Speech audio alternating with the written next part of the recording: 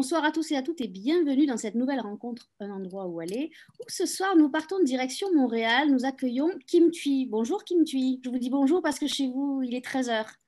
Oui, bonjour, bonjour. Donc, j'essaie de vous faire voir la cloche. Je vous en parle après. Alors, ce soir, c'est notre deuxième soirée en partenariat avec la délégation générale du Québec à Paris. Nous sommes très heureuses de vous accueillir, Kim Thuy. On va parler de vos livres et particulièrement de M, qui est sorti aux éditions Liana Lévy, pardon, excusez-moi. Et pour vous interroger ce soir, on part au Mans. On retrouve Marie-Adélaïde Dumont de la librairie Doucet. Nous avons aussi deux librairies partenaires. Je ne sais pas si vous la connaissez, c'est la librairie du Québec à Paris et la librairie Hemster à Luxembourg. Mesdames, je vais vous laisser discuter toutes les deux et je reviendrai à la fin de la rencontre. Bonne rencontre. Merci, Nathalie. Kim, c'est un plaisir cet échange. Je pense que nous allons aborder ce livre qui peut se lire morcelé, qui peut se lire d'une seule traite. C'est un texte très intéressant. Est-ce que vous seriez d'accord pour dire c'est un texte qui est beaucoup plus large que vos précédents livres? C'est un texte qui vous a probablement demandé plus de recherche. Est-ce que c'est un livre de la maturité? Il fallait une certaine maturité pour aborder la guerre soit américaine, soit vietnamienne, on en parlera, vu sous un angle. Est-ce que donc vous êtes d'accord de dire que vous n'auriez pas été prête pour écrire un tel texte au tout début de votre parcours d'auteur? Je vous dirais que vous avez tout vu. J'ai vraiment l'impression que je suis devenue adulte avec ce livre. Et surtout, je crois, et je ne sais pas pourquoi, je n'avais pas vu ce que je devais voir, en fait. Donc, il y a une part de désillusion avec ce livre. Et en même temps, peut-être que c'est ça, c'est de savoir, pardon, donnez-moi un instant.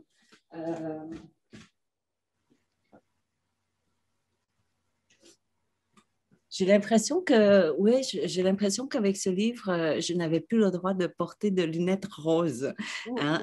Ou sinon, avant ce livre, je crois que j'avais toujours trouvé le moyen d'excuser nos gestes, les gestes humains, les gestes de cruauté, de méchanceté, d'excès. Hein. J'avais toujours trouvé une manière de passer à côté. Alors qu'avec ce livre, c'est vrai que je ne réussissais pas pendant très longtemps, pendant toute la recherche, de nous excuser, d'expliquer ces gestes-là. Donc, il m'a fallu beaucoup plus de temps pour reculer et aller chercher la lumière, je vous dirais, de comprendre pourquoi on a fait ce qu'on a fait. Et ça, je crois qu'il faut être un peu adulte.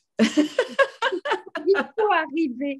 Parce que ce qui est très intéressant, c'est que vous allez, à la suite de ces recherches, on verra après comment l'idée de fin est arrivée avec un peintre que vous connaissez, mais c'est une forme, plein de petites images, des faits, on ne peut plus factuels, et après ça, vous avez réussi à humaniser tout ça.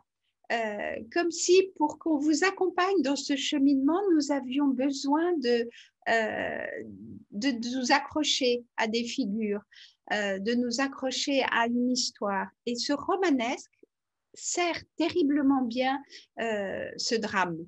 Va l'accompagner. Même si le romanesque n'est pas une histoire de la bibliothèque rose, on n'est pas dans la douceur. Ben parce que la vie est complexe, je crois, d'avance. Et au départ, quand je faisais la recherche, vous voyez les rapports. Hein, les rapports, c'est très factuel. Nous avons le nombre de soldats précis du côté des Américains qui sont allés au Vietnam, le nombre de blessés, le nombre de soldats qui sont morts. Mais ce qui m'a frappé dans ces recherches-là, à un moment donné, c'était de ne pas trouver de chiffres exacts du côté des Vietnamiens, ni du Nord ni du Sud. Ouais. Et c'est étrange. Vous voyez, avec les Américains, c'est à une personne près, c'est-à-dire on a répertorié tous ceux qui ont été touchés par cette guerre-là de près. Évidemment, et donc ça m'a ça m'a secoué, en fait, de dire, voilà, quand on a un pays en moins de moyens, on ne peut même pas compter ses morts. C'est terrible, c'est C'est terrible terrible, de hein? dire que y en a qu'on a oubliés, il y en a qui ne sont pas comptabilisés et qu'on ne sera jamais sûr de rien. On ne saura jamais. Donc, les chiffres étaient environ entre 1,5 million et 2 millions. Non, mais il y a 500 000 entre les deux chiffres, quoi. Oui, Et ça m'a secouée. Ça, c'était le premier. Et puis après ça, de dire, mais on ne sait pas non plus si ces personnes-là, on ne raconte pas toujours l'histoire du soldat. Est-ce qu'il avait une famille? Est-ce que c'était des jeunes, des enfants? Moi, j'appelle des enfants, à 18 ans, 19 ans, c'était des enfants. Est-ce qu'ils avaient des frères et des sœurs? Est-ce que les deux parents sont encore vivants? Où sont les parents aujourd'hui? Est-ce qu'il avait une amoureuse ou pas? Et là, à partir de là, vous voyez, l'histoire devient humaine facilement. Et c'est pour ça que pour relier les faits historiques, les chiffres, avec les histoires humaines, c'était facile parce que nécessairement, derrière chaque chiffre, il y avait un humain. Et pas seulement un, mais une famille, un clan, une communauté, un pays. Vous voyez, et donc, à partir de là, oui, j'ai pu faire le lien entre les deux assez facilement. et vous avez créé une sorte de chaîne, on va voir. Alors, vous allez nous faire le plaisir de lire, mais avant, on va resituer un petit peu cette guerre terrible qui a duré si longtemps. Le Vietnam a été un pays révolté, que ce soit contre la Chine, contre la France, puis contre les États-Unis. Cette guerre a été terrible, mais vous le dites, en fait, il y a presque deux guerres. Il y a la guerre américaine et la guerre du Vietnam. Oui, on n'a pas l'impression de parler de la même. Parce que c'est toujours une question de point de vue. Hein. Et c'est ça. Et pendant très longtemps, je n'avais pas vu non plus la différence entre les deux, dans le sens où, quand je parlais vietnamien, ben, on se référait à cette guerre comme étant la guerre américaine. C'est évident. Donc, en vietnamien, si je traduis du mot à mot, c'est guerre américaine. Et quand je parlais en français ou en anglais, ben, on l'appelle la guerre vietnamienne. Et dans mon cerveau à moi, parce que je n'ai pas traduit, si vous voulez, je parle les deux langues un peu, comment dire, de façon très naturelle. Et je dis souvent que j'ai deux langues maternelles que je connais très mal, que je ne maîtrise pas, mes deux langues maternelles, mais elles me viennent comme une langue maternelle. C'est-à-dire, voilà, il n'y a pas de traduction entre les deux. Donc, je ne voyais pas du tout la contradiction entre la guerre du Vietnam et la guerre américaine, alors que je parlais d'une même guerre, hein, mais c'était de deux points de vue différents. Et là, j'ai dit, voilà, le problème doit provenir de ce moment, parce que chacun, oui, on était sur le même champ de bataille, mais on ne se battait pas pour les mêmes raisons. Et c'est pour ça que cette guerre-là a duré pendant aussi longtemps. Vous voyez, d'un côté, les Vietnamiens du Nord, c'était pour l'indépendance du Vietnam, et puis de l'autre, les Américains, comme on a pu voir maintenant dans les archives, c'était écrit. Premièrement, on continue à faire cette guerre-là parce que 10%, c'est pour se battre pour la démocratie. C'est ça, hein? Là, quand j'ai vu hein, ce documentaire où on montrait la feuille de papier sur laquelle on a tapé. Allez-y, dites-nous, 10%. 10% pour protéger la démocratie. Ouais. Donc, les Américains, on y va pour se battre pour la démocratie. 10% pour soutenir le Vietnam du Sud, qui est en guerre contre le Nord, et 80% pour éviter l'humiliation. 80%! Non, mais... C'est pas une bonne raison. Non, et puis je me dis, mais l'humiliation de qui? Est-ce que c'est l'humiliation du peuple américain qui n'avait rien à voir avec le Vietnam, que la plupart... Ils ne savaient pas où c'était. Exactement. Tous ces soldats de 18-19 ans, ils ne savaient même pas où était le Vietnam avant d'y arriver. Et donc, c'est certainement pas l'humiliation de la population américaine. Après ça, j'ai dit, du gouvernement américain peut-être ou du président lui-même, ou de la personne qui décide de faire cette guerre. Et donc, il n'y a pas de... Et pendant toutes ces années, hein, le message qu'on nous a vendu, c'est qu'on était au Vietnam pour défendre la démocratie. Et c'est là où on se sent un peu floué, je vous dirais. Exactement, Ouais. exactement. Et de l'autre côté, pardon. Pardon, Kim, quand on réalise, quand on parle comme ça, on se dit que ces jeunes combattants américains de 18 ans, à peine des bébés encore, ils ne savaient même pas pourquoi ils se battaient. Non, mais et on leur vendait, ce qu'on leur vendait, c'était l'amour pour la démocratie. Hein, voilà, répandre la valeur américaine, la première valeur qui est la liberté et la démocratie. Et tout le monde s'y adhérait parce qu'on y croyait à cette belle idée. Oui, et on y croit encore d'ailleurs. La démocratie est très importante. Et on le voit au Myanmar, par exemple, où la démocratie a été bafouée du revers de la main en une nuit. Hein. Et donc, sans la démocratie, ben, on perd la liberté aussi en même temps. Et donc, oui, ça c'est très important. Donc, c'est une valeur très noble qu'on a utilisée, qu'on a instrumentalisée pour envoyer tous ces jeunes sur le champ de bataille. Et de l'autre côté, autant le Vietnam du Nord que le Vietnam du Sud, hein, on utilise l'amour. On a et la même chose, la valeur patriotique, de la valeur du pays, c'était d'aller chercher l'indépendance du Vietnam par amour pour le Vietnam. Et là aussi, on a envoyé des jeunes, non pas 18 ans, mais 14, 15 ans sur un champ de bataille. Ouais. Des Donc, femmes, des jeunes filles, des petits garçons. Tout le monde. Et c'est là on s'est dit, ah non, mais on a vraiment utilisé l'amour. On a utilisé l'amour pour se battre. C'est ça qui est fou. Et ça a correspondu à une manipulation de masse absolument terrible.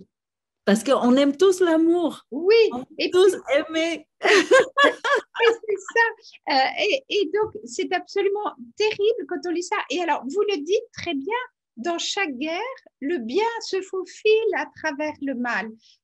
Donc, il y en a certains qui ont réussi à conserver leurs valeurs, leur besoin de faire du bien, que ce soit du côté américain comme du côté vietnamien.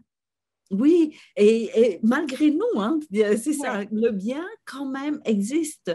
Et la scène, je crois, qui représente le mieux cette contradiction-là, et aussi le bien et le mal, c'est selon le point de vue. Je crois, le même geste peut être interprété comme étant le bien ou le mal. Et ce fait, et ça, je ne l'ai pas inventé, c'est une vraie scène où un pilote américain a descendu son hélicoptère pour aller sauver une jeune fille encore vivante au milieu des cadavres. Et donc, d'un côté, vous avez les soldats américains qui procédaient au massacre de ce village, qui avaient comme mission de tuer tout ce qui était vivant. Et puis de l'autre, il y a un soldat qui descend pour sauver un de ces Vietnamiens-là, ou une petite fille, en fait. Et je me suis dit, j'ai dit, attends, est-ce que c'est un geste qui était bien ou mal? Parce que du côté des Américains, on leur reprochait d'avoir trahi le pays. Hein, oui, d'avoir mis en danger sa vie, son hélicoptère. Oui, et aller à l'encontre de la mission, n'est-ce pas? Et du côté des Vietnamiens, évidemment, on regarde ça et on dit, mais quel geste courageux. Et donc, ce geste-là est complexe. On ne peut pas le placer dans une catégorie. Et je crois que c'est ça l'importance d'avoir plusieurs points de vue. Et malheureusement, le Vietnam, jusqu'à aujourd'hui, n'a pas les moyens pour présenter son point de vue. Parce qu'il faut avoir la liberté, mais aussi les moyens financiers et intellectuels pour avoir des historiens hein, qui analyse, qui tire les fils de cette vérité et qui leur permettrait, parce que vous allez nous lire quelque chose, mais ça a toujours été un pays très complexe, le Vietnam. Ils se sont battus, on l'a dit, contre les Chinois. Il y a eu on a appelé ça l'Indochine. Il y a eu la colonisation française, donc la lutte aussi contre les Français. C'est incroyable comme votre texte, Kim, par toutes petites touches, sans aucune pédanterie, brosse toute cette histoire et nous la fait mieux comprendre. Et c'est un travail d'orfèvre que vous avez réalisé et vous, lecteurs, vous le verrez, tous ces tout courts chapitres qui passent d'un sujet à un autre, mais qui tissent en fait l'histoire du Vietnam. Avant qu'on aille plus loin, Kim, est-ce que vous acceptez de lire un des derniers chapitres qui, en fait, vous vous êtes longtemps posé la question de le mettre au début de notre histoire. C'est ça qui est incroyable. Ben oui, c'est parce que dans l'organisation du texte, au départ, je ne savais pas comment l'organiser, en fait, parce qu'il y avait beaucoup d'informations que je voulais partager, des informations rationnelles, hein, objectives, Oui. Et aussi l'histoire derrière. Et donc, comment faire pour combiner les deux et que le texte coule quand même, que ce soit lisible, hein, parce que dans ma recherche, à moi, il n'y avait pas de, comment dire, c'était pas un chemin tout droit. Donc, c'était pas du point A au point B au point C. Ouais. Et donc, comment faire pour vous emmener dans des sorties de route hein, sans vous perdre? Oui, je crois que vous le dites très bien parce qu'il y a un moment dans un des chapitres, vous nous dites il y a l'ordre des mots, mais le désordre dans l'émotion aussi. Et je pense que le fait de se promener, ça favorise l'émotion. Sinon, ça aurait été trop factuel. Oui, oui. Et pour moi, l'important, c'était de vous faire, de partager avec vous des histoires de vie. Oui, Comment cette guerre-là a pu affecter les gens. Et ce n'était pas c'est pas important que ce soit la guerre du Vietnam ou une autre guerre. Hein. J'espère que cette guerre-là parle pour toutes les guerres aussi. Parce que, totalement universelle. C'est une histoire d'hommes et de femmes. oui, oui. Puis on ne change pas, malheureusement. Donc, je vous lis un petit bout. Je ne lis pas très bien, hein, donc vous me pardonnerez. Non, mais on est heureux de vous écouter et ça va mieux faire comprendre, connaître ce que c'est que ce drôle de pays, effectivement en forme de S. Oui, mais en même temps, vous savez, je me suis dit, à toutes les époques, le Vietnam est toujours ce territoire où on veut être présent. Donc, quelque part, on doit posséder quelque chose de plus. Exactement, pour qu'ils viennent tous. Oui, donc c'est bien. Alors, commençons. Ce dernier chapitre. Mais je ne vous vends rien. Bon, enfin, je pouvais lire le livre sans que ça... Ça oui, ne dévoile rien. Ça ne non, dévoile ça ne rien. dévoile rien. Alors, le Vietnam, 30 avril 1975. Pays en forme de S qui renvoie peut-être à son parcours sinueux ou peut-être à sa grâce. Sa fine taille, large de 50 km seulement, relie des frères et sœurs qui se croient ennemis. Pourtant, ils se sont battus ensemble à dos d'éléphant contre la Chine pendant des milliers d'années. Par la suite, ils se sont soulevés ensemble contre la France pendant 100 ans. Leur victoire a été discutée et négociée si longuement autour d'une table à Genève que le peuple s'est endormi en attendant de fêter les accords. Au réveil, le pays était scindé en deux, comme après une division cellulaire. Chaque parti a évolué de son côté et les deux se sont retrouvés 20 ans plus tard, réunis et transformés, fâchés. Le Nord s'était sacrifié en grand frère pour libérer son Sud, pris en otage par les États-Unis. Le Sud pleurait la perte de sa liberté de danser sur les chansons des Doors, de lire Paris Match, de travailler pour Texaco. Par bienveillance et par réorganisation des pouvoirs, le Nord a sévèrement puni le Sud pour avoir succombé au charme et à la puissance américaine. Le Sud s'est tu Il s'est enfui pendant les nuits sans lune, pendant que le Nord verrouillait les frontières, les portes et la parole. Après 45 ans d'un quotidien commun sous le même drapeau, la jolie taille au centre du pays porte encore la cicatrice de la coupure imaginée par la politique. Cette vieille blessure familiale est si profonde et si sourde qu'elle s'est propagée au-delà du territoire, que les Vietnamiens se rencontrent à Dakar, Paris, Varsovie, New York, Montréal, Moscou, Berlin, et se présentent encore selon leur point de départ, nordistes, sudistes, pro ou anti-américains, et se classent avant ou après 1954, avant ou après 1975. En 2025, le 30 avril sera un mercredi, comme en 1975. Le 50e anniversaire sera certainement un grand événement pour tous les Vietnamiens, mais il sera souligné sans doute séparément et différemment d'un groupe à l'autre. D'un côté, le Vietnam célébrera à cette date la réunification du Nord avec le Sud partout au pays. De l'autre, ce jour-là, les Vietnamiens qui se sont enfuis après le 30 avril 1975 pleureront la chute de Saigon à Sydney, Austin, San Jose, Vancouver, Paris, Francfort, Montréal, Tokyo. Ce 5e anniversaire confirmera vraisemblablement que ce 50e anniversaire confirmera vraisemblablement que la mémoire est une faculté qui oublie, de l'oubli. Elle oublie que tous les Vietnamiens, peu importe où ils vivent, sont des descendants d'une histoire d'amour entre une femme de la race immortelle des fées et un homme du sang des dragons. Elle oublie que leur pays a été entouré de fils barbelés qui l'ont transformé en arène et que eux, ils s'y sont retrouvés en adversaires, obligés de se battre les uns contre les autres. La mémoire oublie les mains lointaines qui tiraient les fils et appuyaient sur les détentes.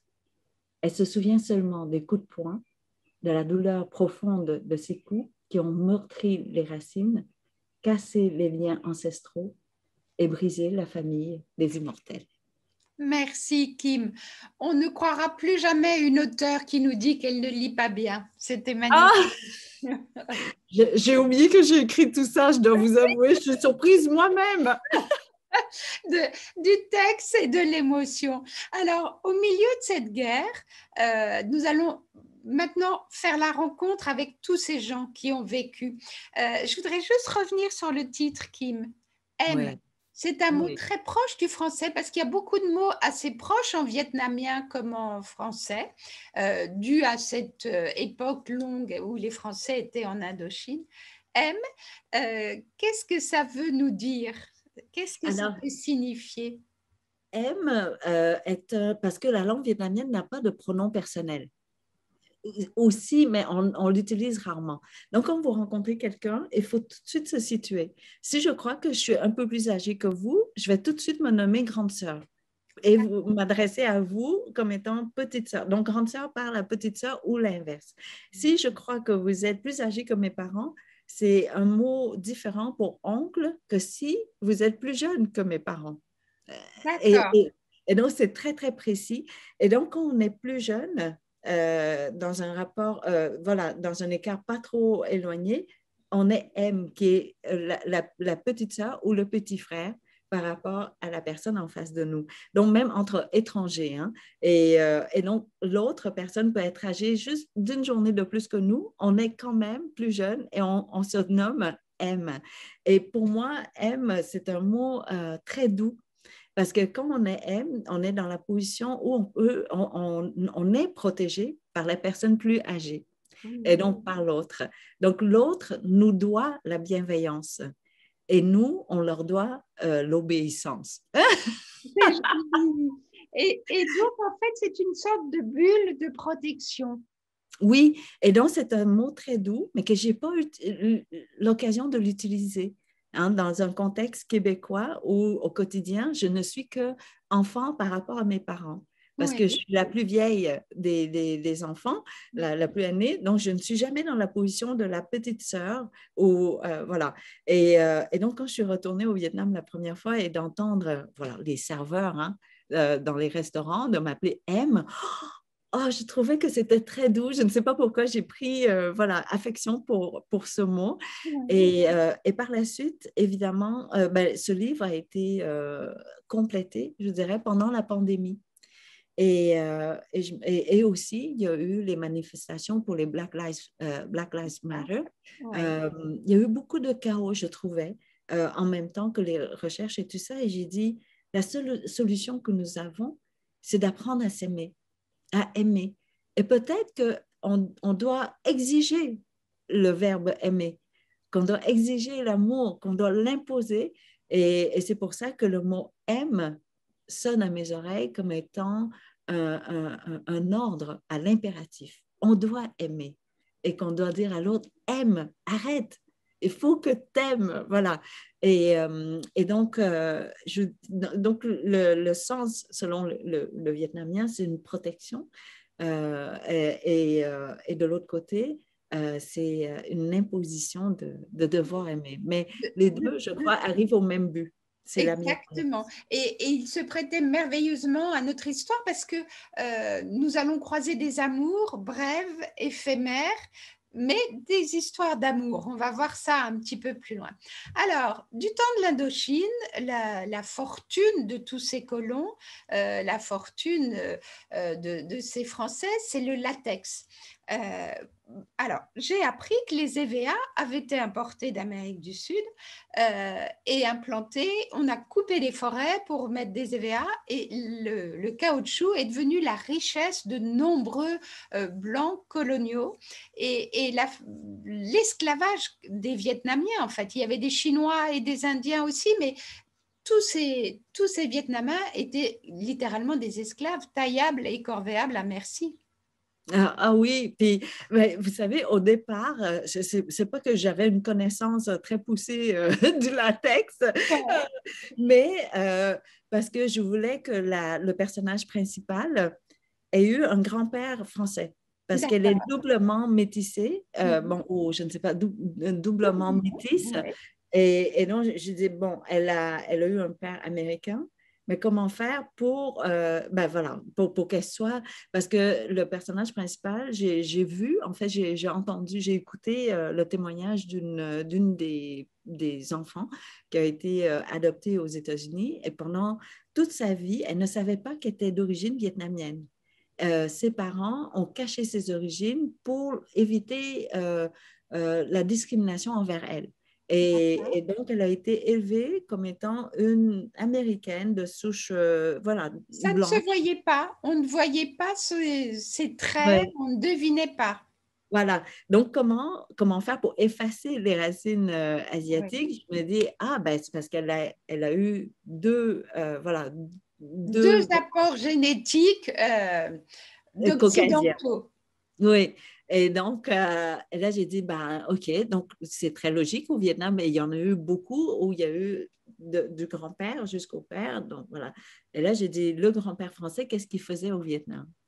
Il y avait plusieurs possibilités, évidemment. Les plantations de café, de toutes sortes. Il pouvait être médecin, enseignant, mais je trouvais que c'était l'occasion pour parler des plantations d'EVA. Parce que la première fois que j'ai vu ces plantations, c'était magnifique, vous voyez, parce que les arbres étaient plantés en rangée, très droite. Donc, c'était un tableau. Ouais. Et ma première impression, quand je suis retournée au Vietnam la première fois, c'est de dire, mais quelle forêt magnifique! Et c'est seulement après qu'on apprend l'histoire qu'on peut voir tout le sang et toute la sueur. Et la souffrance de ces hommes et ces femmes. Hein. Oui, et donc je suis allée chercher et l'histoire d'EVA est tellement riche. Vous imaginez la première fois quand on a découvert ce latex, on l'a importé pour fabriquer des jarretières. C'était ça, le premier but.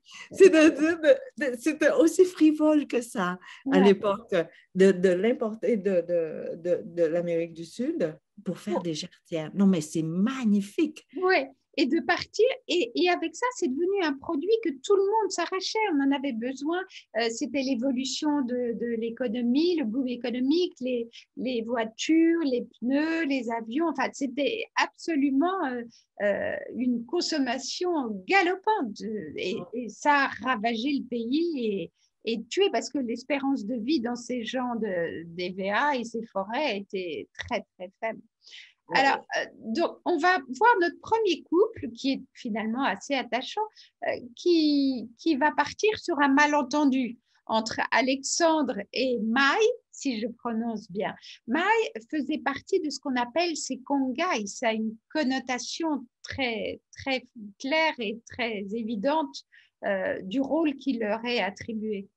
Oui, tout à fait. Et comme vous le savez, ben, quand on est sous l'emprise de quelqu'un, ben, on devient tout simplement presque seulement un objet. Donc, on assouvit les besoins oui, de nos dominants, en fait. Hein. Et donc, je voulais montrer, en fait, que l'amour peut exister parfois de ces violences, parce qu'il y en a eu.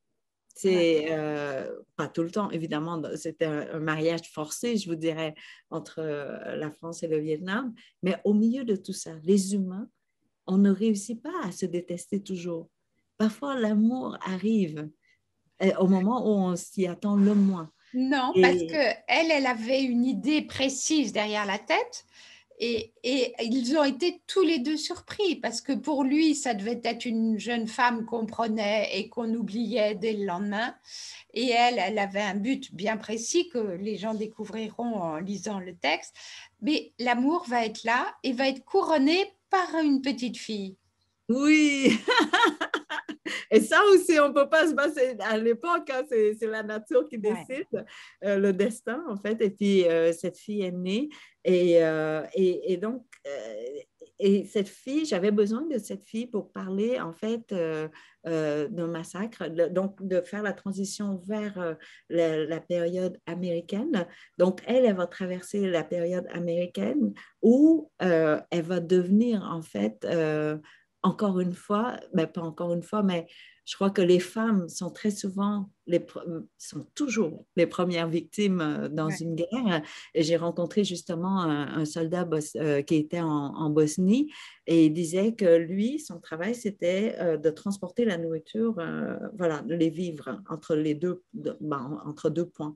Et il disait quand il passait devant les villages, il savait tout de suite si le village avait été attaqué ou pas.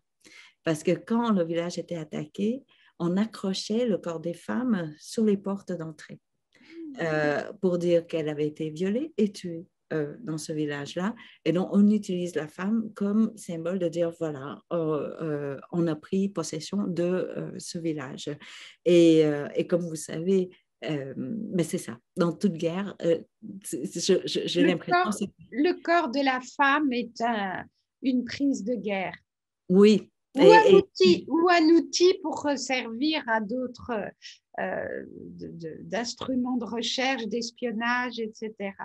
Et puis, vous savez, pendant les traversées des Boat People, évidemment, on rencontrait beaucoup de pirates et tout ça en mer. Ben, les pirates, quand ils arrivaient sur un bateau vietnamien, on était toujours un peu 50, 100, 200, mais jamais seulement 3, 4, vous voyez, un grand groupe. Donc, comment faire pour qu'un groupe de 5 ou 7 pirates d'arriver sur un bateau et imposer tout de suite leur autorité?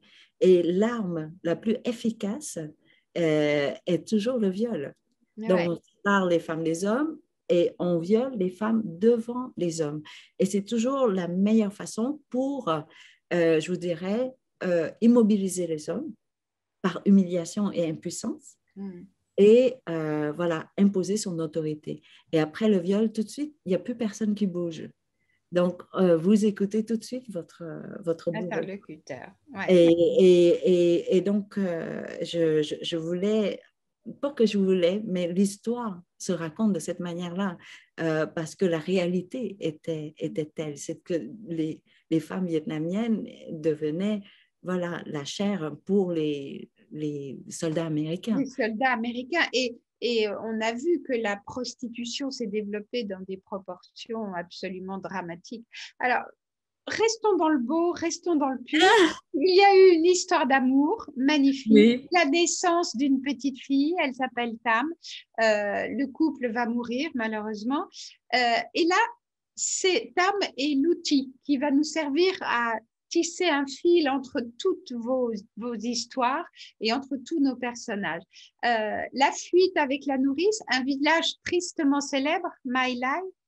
Oui, de My Lai, c'était, et ce n'était pas le seul massacre, je vous dirais, pendant cette guerre-là, parce que c'est sur 20 ans, donc nécessairement, il y a eu toutes sortes de choses. Sur 20 ans, c'est un temps très long, donc les histoires sont par centaines de milliers, ou sinon millions, je vous dirais, si on compte chaque personne qui a été touchée. Mais cette histoire-là est devenue célèbre tout simplement parce qu'elle a été cachée par les militaires au départ. Donc, il a fallu 1 an avant que l'histoire explose et soit exposée publiquement aux États-Unis. Et donc, cette petite fille, bon, voilà, elle a survécu de ce massacre.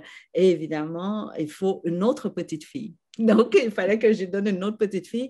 Et cette petite fille-là vient d'une vraie image, d'une vraie photo que j'ai vue, que j'avais vue il y a 15 ans, il y a 10 ans, et je ne pensais pas du tout que j'allais écrire sur elle, mais c'est la photo d'une petite fille dans une boîte de carton sur le trottoir avec un garçon à côté et un petit bol. Et on voit bien que c'était sur un trottoir très sale ou sur un plancher très sale. On ne peut pas dire c'était où parce que le plan était assez encadré, très étroit. Et là, par pur hasard, ma mère m'a envoyé un article sur cette petite fille qui a retrouvé le photographe. Quelqu'un a organisé des retrouvailles entre le photographe et elle. Ouais. Et là, on a su l'histoire qu'elle a été adoptée par une famille américaine après que la photo soit publiée dans un journal, et qu'elle est aujourd'hui une haut gradée dans l'armée américaine. C'est fou, ça. Quel beau parcours, non? C'est un destin. Il y a des destins extraordinaires. Et qu'on est retrouvé. On peut s'en sortir. On peut s'en sortir. Vous en êtes l'exemple vivant, ainsi que il faut croire en fait à ça. Il faut au miracle de la vie parfois. Ouais. Mais vous savez, j'ai cherché le destin du garçon à côté. Et j'ai rien trouvé sur le garçon. Et j'ai dit, mais ce garçon, je veux lui rendre hommage parce qu'il mérite une chance aussi. Oui, et donc j'ai voulu écrire une histoire sur lui. Peut-être qu'il a survécu, hein, peut-être qu'il est encore vivant aujourd'hui. C'est tout simplement parce qu'on n'a pas écrit son histoire. Et là, j'ai dit, non, mais il faut que je lui donne une histoire. Et donc, et c'est là où, et je voulais absolument que qu'il y ait quelque chose entre ces deux personnages. Et ça, ce qui est très joli, c'est que donc on est passé de ce village, de cette attaque, Tam a grandi, et là, on est à Saïgon. On est arrivé à Saïgon, on est dans les années terribles de la fin de la guerre, 73, 75. On reparlera encore des désordres écologiques, mais il y a une quantité d'orphelins énorme. On a dit que les femmes servaient aux hommes, à tous ces Américains désœuvrés. Vous le dites d'ailleurs, c'était très connu, les soldats partaient en vacances et il n'y a jamais eu autant d'orphelins partout, dans les pays limitrophes, les pays étrangers, mais au Vietnam. Et il y a une quantité d'enfants dans les rues à Saïgon terrible, mais il y a une solidarité, il y a une humanité. Et le portrait que vous dressez de ce petit garçon qui s'appelle Louis et de M. Hong, qui est le nom de ce petit bébé qui aurait été voué à la mort si ce petit garçon ne l'avait pas trouvé, a un destin absolument incroyable. Tous ces enfants vivaient dans la rue. Alors, il y avait quelques orphelinats quand même. Oui, il y avait en même temps, et c'est ça qui est contradictoire. Vous voyez, c'est paradoxal. D'un côté, on fait des bébés, c'était des garçons qui avaient des congés de 3 jours, 4 jours, vous voyez, et ils repartaient. Ils ne se souvenaient même pas seulement des femmes, mais même des lieux où ils sont allés. Et donc, c'est normal que dans leur tête à eux, ils n'avaient pas pensé qu'ils avaient semé des bébés quoi, un peu partout. Et donc, ces bébés qui sont abandonnés. Mais de l'autre côté, vous avez des gens comme ça qui arrivent et qui ont monté des orphelinats pour prendre soin de tous ces enfants, dont une femme qui s'appelle Naomi, montréalaise. Qui a existé vraiment, elle? Qui a existé vraiment parce que j'ai rencontré sa fille il y a une dizaine d'années sur un plateau de tournage. C'est quelqu'un qui connaissait très bien la cuisine vietnamienne et je lui ai posé la question, mais comment ça se fait, toi, qui s'appelle Heidi Bronstein? Hein, il n'y a rien de vietnamien dans tout ça. Elle a des cheveux bouclés, 1,80 m. Vous voyez, il y avait rien de... L'américaine. J'ai dit, mais comment tu fais pour connaître si bien la cuisine vietnamienne? Et elle a dit, c'est parce que sa maman, Naomi, avait adopté 5 enfants vietnamiens durant cette opération qui s'appelait Baby Lift, l'opération Baby Lift. Et là, j'ai dit, non, mais attends, raconte-moi l'histoire et tout. Et donc, c'est ça, elle a dit que Naomi est allée au Vietnam à plusieurs reprises pour monter ses orphelinats et elle a accouché Heidi au moment où le président Ford aux États-Unis a mis en place cette opération d'aller au Vietnam pour sortir les pays métis. Et parce qu'ils se sont rendus compte qu'il y avait énormément d'orphelins métis et qu'ils ne pouvaient pas laisser tous ces enfants. En fait, oui, c'est ce que je pensais pendant mes 50 ans de vie. Et là, Naomi, écoutez, c'est fou comme histoire. Heidi n'avait que 5 jours quand sa mère a pris l'avion pour aller sauver les autres orphelins. Et Heidi lui a posé la question par la suite, dire, mais comment est-ce que tu as pu, laisser tes enfants, le bébé et tout? Et elle dit, mais c'est parce qu'il y avait des bébés qui avaient encore plus besoin qu'elle, alors que Heidi avait ses parents, ses parents à elle, son père et tout ça pour s'occuper de Heidi. Donc, elle est partie et tout le monde qui s'était impliqué dans cette opération croyait que, on voulait sauver ces enfants des mains des communistes quand ils allaient arriver. Ça, c'était 1 mois avant la fin de la guerre et qu'ils allaient être des souffres-douleurs du gouvernement communiste parce qu'ils portaient le visage de l'ennemi, n'est-ce pas? Et donc, moi, j'ai cru ça pendant 50 ans jusqu'au moment où j'ai entendu un témoignage d'une de ces enfants qui avait été sauvée, pendant évacuée, je vous dirais, de l'opération Baby Lift, et qui disait qu'elle a retrouvé la personne qui était derrière le programme. Et elle a commencé l'entrevue en disant, je suis tellement heureuse de vous retrouver parce que je tenais à vous remercier de nous avoir sauvés.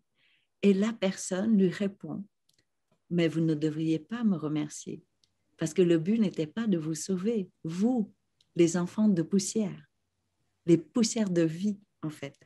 Et dans le reportage, elle est restée silencieuse. Quoi, c'était... Sans voix. Oui, sans voix. Et lui de continuer de dire, mais...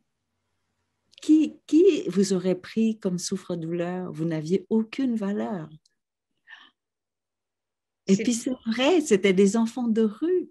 Ouais. On ne prend pas en otage quelqu'un qui ne pouvait pas être utilisé comme chantage. Non. Oui, comme des petits chatons abandonnés. Et donc, en fait, un destin réduit à néant. Oui, et donc c'est tellement logique ce qu'il a expliqué. C'était exactement ça. Et moi, pendant 5 ans, je n'avais pas vu. Je pensais vraiment que c'était un geste de grandeur, voyez, mais c'était seulement une opération d'image. Ouais. Donc, le président Ford voulait ça un mois avant la fin de la guerre. Ça complétait son action et donc tous ces enfants ont été, on le verra, adoptés. Tout ça, ça complète donc dans cette histoire. J'espère qu'avec tous ces personnages que nous vous introduisons dans l'histoire, dans le livre magnifique de Kim, vous allez pouvoir mieux ressentir cette guerre, mieux ressentir ces drames humains. Parce que avant tout, sur la guerre, vous le dites, Kim, il y a plein de vérités, il y a plein de vérités différentes, d'axes pour regarder les choses. Mais j'aime tellement le mot que vous avez utilisé. C'est ça, c'est ressentir, c'est pas comprendre cette guerre-là. On ne comprendra jamais. Jamais. Juste de le vivre, de le ressentir, c'est tout, c'est ça, c'est le seul but en fait. Ouais.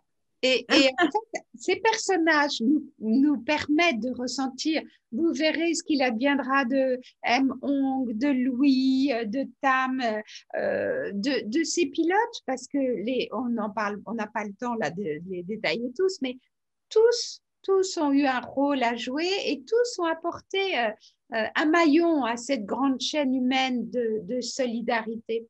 Il y a aussi une chose qu'il faut dire et qui perturbe encore le Vietnam aujourd'hui, c'est ces épandages, les exfoliants, les herbicides.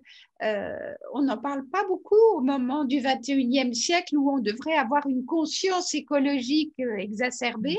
On ne parle pas tellement du drame du Vietnam qui paye encore de nos jours mais en même temps, vous voyez, je voulais raconter cette histoire-là pour dire comment le génie humain est parfois complètement folle. Hein? C'est qu'au début, on voulait seulement brûler les feuilles pour faire révéler les ennemis qui étaient cachés. Et là, les Vietnamiens ont dit, on ne peut plus cacher sous les feuilles. Ce qu'on fait, on va creuser des tunnels. On va aller en dessous. Donc, les avions ne pouvaient pas voir. Et eux, ils ont dit, ah, OK, mais alors maintenant, comment faire pour tuer ceux qui sont dans le tunnel? On va aller enlever le riz. Hein? S'ils ne peuvent pas se nourrir, ils vont mourir. Et donc, ils ont commencé à trouver un autre produit chimique pour tuer le riz. Et le riz, elle dit, ah non, moi, je ne meurs pas sous le feu ou quelque chose comme ça. Et repousse avec les graines à l'intérieur. Et donc, on a inventé un autre produit chimique pour assécher le sol parce que le riz a besoin d'eau pour vivre. Et donc, cette histoire-là, en même temps, illustre la résilience humaine, quoi. On ne lâche pas. C'est fou. Et des deux côtés. Hein, oui, ça aurait pu continuer à monter. C'est une escalade. Heureusement, Kim, je vois Nathalie qui revient. Heureusement que la vérité, les hommes, les femmes sont là pour humaniser tout ça. Bravo pour ce texte. Bravo pour cette construction. On a à peine eu le temps d'en parler. Tous les chapitres sont intéressants. On n'a pas eu le temps de parler de manucure ni de vernis à ongles, mais vous verrez en lisant le livre que ça a un rôle hyper important. Mais toute cette histoire, vous auriez pu arranger vos chapitres de manière très différente, les jeter dans une grande boîte, secouer et voir dans quel ordre, parce que j'ai l'impression que tout fonctionne dans tous les sens. Oui, ben, j'espère. Mais parce que l'histoire, je crois, est circulaire, parce que tout est relié à tout. Je veux dire, tout affecte. Comment on appelle l'effet papillon, hein, oui. le battement d'aile. Et ça, on ne le réalise pas, que chacun de nos petits gestes, et le vernis à ongles, c'était ça. Je voulais démontrer qu'un petit geste de gentillesse et de bienveillance a créé toute une industrie de 10 milliards de dollars. Et c'est parti de seulement une formation d'une personne qui voulait offrir un métier à un petit groupe de femmes de 20 personnes. Et c'est devenu aujourd'hui une industrie de 10 milliards de dollars et que plus de 40% de tout ça appartiennent aux Vietnamiens. C'est fou! C'est fou! Mais en même temps, c'est ça qui crée aujourd'hui une incidence vraiment élevée de cancer. Ouais. Donc, qu'est-ce qui est bien, qu'est-ce qui n'est pas bien? C'est impossible à dire. Et en fait, c'est rigolo parce que vous êtes arrivé à ma conclusion que dans toute chose, il y a du bien et du mal. Et qu'encore une fois, c'est notre regard et la façon dont on va poser ce regard et la façon dont on peut espérer que les humains vont s'emparer du bon côté de l'image. Oui, et on est capable. Oui. Il faut avoir foi en l'humanité. Il y a beaucoup. Il y a beaucoup de commentaires qui sont arrivés. Le premier, c'est Michel. Alors, d'abord, il remercie Marie-Adélaïde pour cette très belle animation. Moi, je tiens à dire que Marie-Adélaïde est une libraire en or. C'est une grande libraire. Donc, nous, on est heureuse de la voir ce soir. Qui vous avez beaucoup de chance d'avoir Marie-Adélaïde. Vous avez, alors, il fait aussi un commentaire en disant que vous avez donné envie de lire ce livre essentiel. Ça, c'est un très beau commentaire. Il y a d'autres commentaires dans ce sens, que vous avez vraiment donné envie de lire ce livre. Donc, je pense que nos amis lecteurs vont aller se ruer en librairie. Il y a Sophie qui vous remercie, Kim, pour votre générosité. Effectivement, la rencontre est très agréable parce que vous êtes vraiment généreuse. Eliane, elle trouve que c'est un bonheur de vous rencontrer, même par écran interposé, donc beaucoup de commentaires, mais il y a quand même des questions. La première question, c'est Claude qui la pose. Pensez-vous que l'éclairage romanesque puisse rendre les lecteurs plus à même de ressentir la réalité de cette guerre? Je crois que oui, parce que la guerre, elle est trop grande, trop complexe. Vous voyez, on ne peut pas. Et je crois aussi parce qu'on n'a pas tous eu la chance de vivre l'horreur ou l'atrocité. Donc, quand on parle de l'horreur, de l'atrocité, juste en termes de chiffres de façon rationnelle, on peut peut-être le comprendre au niveau intellectuel, mais on peut pas être, on peut pas ressentir. Et je crois que le romanesque nous permet de ressentir parce qu'il y a déjà, pour commencer, la beauté des mots. Et pour moi, les mots, même les mots qui expriment le lait, c'est une création humaine de pouvoir déjà identifier ce sentiment-là et après d'inventer un mot pour l'exprimer et de s'entendre tous ensemble que ce mot-là représente cette sensation. Donc, c'est un travail énorme, peu importe le mot qui est devant nous. Donc, il y a déjà, de façon très inconsciente, je crois, pour nous, quand on lit, de toucher au génie humain, à ce consensus humain ensemble. Il y a une communion quand tous, on comprend le mot de la même manière. Et donc, peut-être que le romanesque, c'est ça, c'est de nous permettre à voir la beauté, d'abord la beauté des mots, et après ça, la beauté des histoires. En tout cas, dans mon cas à moi, tout ce que je veux faire, c'est de partager avec vous la beauté des choses, la beauté des gens, la beauté des événements. Oui, et je crois que la beauté réussit à nous connecter à partir du cœur ou sinon du ventre. Et soudainement, ça nous permet de mieux comprendre et de mieux... Parce qu'une fois qu'on ressent, on comprend mieux. Mais si on va dans le sens inverse, c'est plus difficile. Et c'est pour ça qu'un bilan comptable, c'est jamais intéressant à lire. Et alors, si Nathalie, tu me permets, et Kim, en fait, je crois qu'on ne dira jamais assez la force de la littérature, parce qu'avec le couvert d'un roman, avec le vecteur de ce roman, on fait passer des émotions et on fait passer des vérités 1000 fois plus fortes qu'un essai rébarbatif. Et vous savez, il y a une recherche aux États-Unis, j'ai lu que les neuroscientifiques, maintenant, ils peuvent lire comment dire, scanner le scan de notre tête. Et ils ont fait le test avec une première phrase qui était « Son visage est rond ». Et donc, il y a une partie du cerveau qui s'allume, mais quand ils ajoutent « Son visage est rond comme la lune », ils s'attendaient à ce que la zone soit doublée. Mais en fait, c'était toute la tête en même temps qui s'était allumée. Et donc, ils ont fait la recherche et ils ont compris, ils ont pu identifier que, parce que quand on dit son visage est rond comme la lune, on n'a pas tous la même lune. Et donc, on se souvient du moment où on a vu cette lune-là. Donc, on va chercher cette mémoire-là. Et après, la lune, est-ce qu'elle était parfaitement ronde? Est-ce qu'elle était la pleine lune ou un peu moins? Bon. Et là, soudainement, le visage n'était plus seulement comme un emoji, vous voyez, mais il y a du relief. Parce que là, on a un visage. Parce qu'on va chercher dans la mémoire. Donc, c'est toute la mémoire qui est actionnée en même temps. Et je pense que c'est ça, la littérature. Ça nous permet à avoir toute notre tête en feu d'artifice, ouais, au lieu que ce soit juste une partie. Exactement. Il y a Marion demande, Kim, est-ce qu'à travers votre livre, il y a un devoir de mémoire? Je ne sais pas si, parce que je ne suis pas historienne, donc j'ai l'impression que ce que j'offre ou ce que je réussis à partager est très imparfait. Il y a beaucoup de trous, il y a beaucoup de... Voilà. Mais j'aime croire que même si c'est juste une goutte d'eau dans l'océan, c'est une goutte d'eau et que l'océan, de toute façon, est fait de gouttes d'eau. Et si tout le monde, on se met une petite goutte d'eau, ben, à un moment donné, on va avoir un océan. Et donc, oui, j'aime croire que je participe à archiver qui nous sommes en tant qu'humains. Pas seulement pour le Vietnam, mais voilà, que chaque voix soit entendue parce que c'est Chimamanda qui a écrit Le danger d'une histoire avec une seule voix. Et je vais prendre le temps de vous raconter. Vous voyez le poisson rouge. En français, on l'appelle le poisson rouge, mais en anglais, on l'appelle le goldfish, qui est or. Et les Vietnamiens, on l'appelle le poisson chinois, parce que les Vietnamiens sont allés chercher l'origine du poisson pour le décrire. Et je crois, ce n'est pas scientifique, mais je suis allée regarder le poisson, et je crois que le poisson, si vous regardez de la tête vers la queue, ce côté-là de l'écaille est rouge. Mais si vous regardez de la queue vers la tête, l'autre côté est doré. Et c'est pour ça que les anglophones, je crois, qu'ils regardent le poisson de la queue vers la tête. Et donc, il n'y a personne qui est dans l'erreur.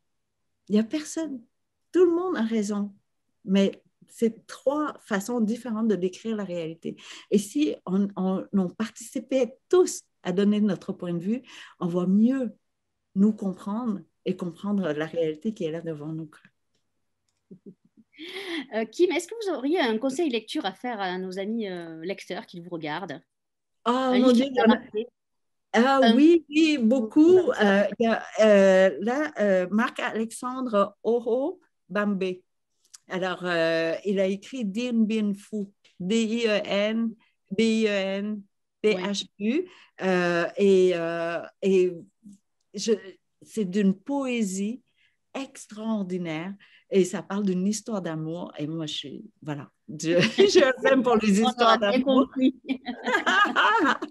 Et si vous avez la chance de l'entendre, lire, lui, il lit bien. Vous lisez très bien, Kim, vous lisez très bien. C'est un slammer, alors oui, il faut l'inviter, en fait. D'accord. Et puis l'autre livre que je vous conseillerais, c'est Le Zoo de Rome.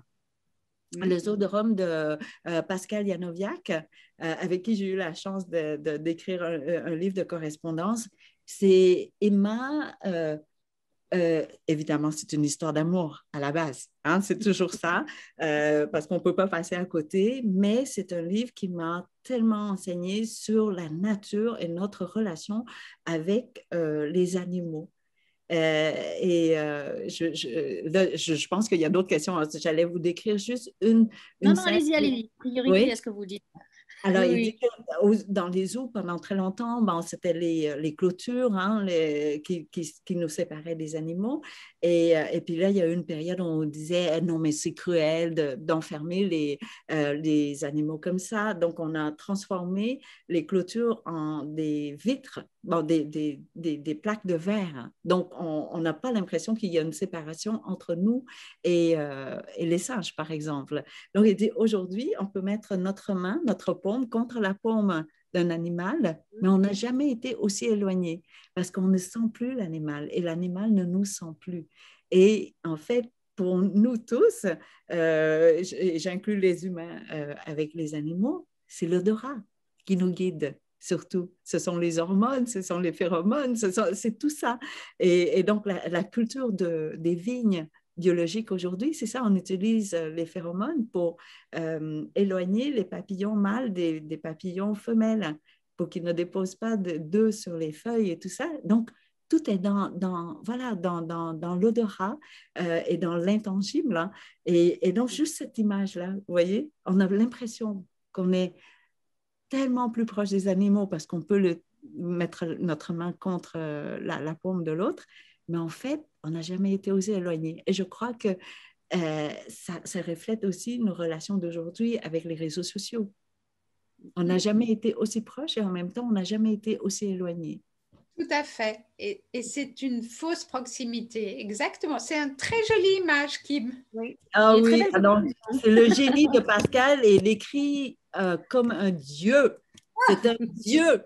Et surtout, si vous voulez écouter gratuitement sa voix, je vais aller chercher le lien et puis je vous le mets tout de suite. C'est c'est un livre audio qu'on a enregistré ensemble à Genève. Et la voix de Pascal, comment?